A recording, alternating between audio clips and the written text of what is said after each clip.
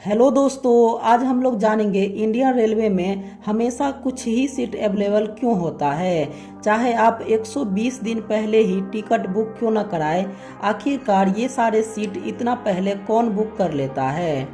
दोस्तों, Indian railway आपको 4 महीने पहले तक टिकट बुक करने का अलाउ करता है, लेकिन 3 से 4 महीने पहले भी आप टिकट को बुक करें तो आपको वेटिंग मिलेगा।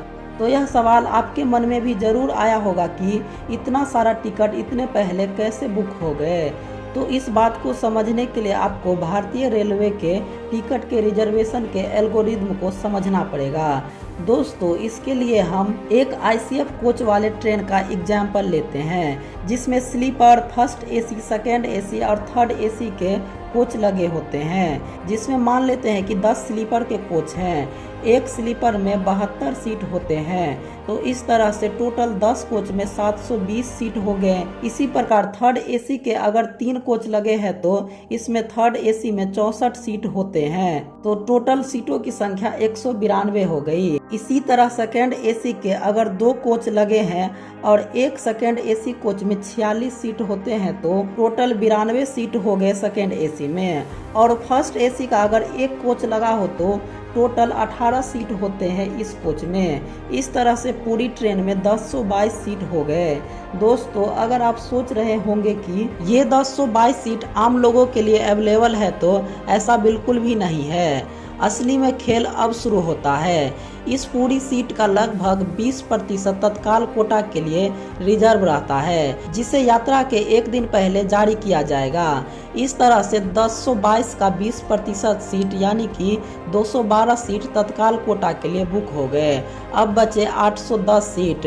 अब इसमें अलग अलग टाइप का कोटा, जैसे कि defence quota, VIP quota, HO quota, sportsman आदि के लिए सीट रिजर्व रहते हैं और लगभग 40 सीट इन सभी कोटा को दी जाती है।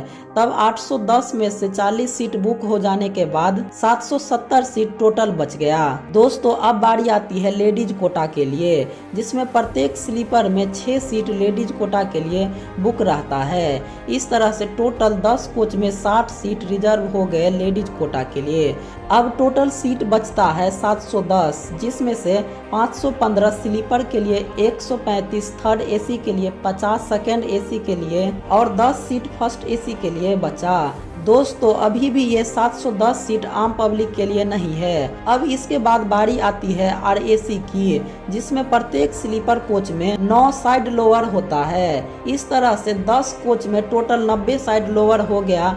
इस 90 सीट का 35% सीट RAC के लिए रिजर्व रहता है। इस तरह से टोटल 515 स्लीपर में लगभग 30 सीट RAC के लिए हो गया।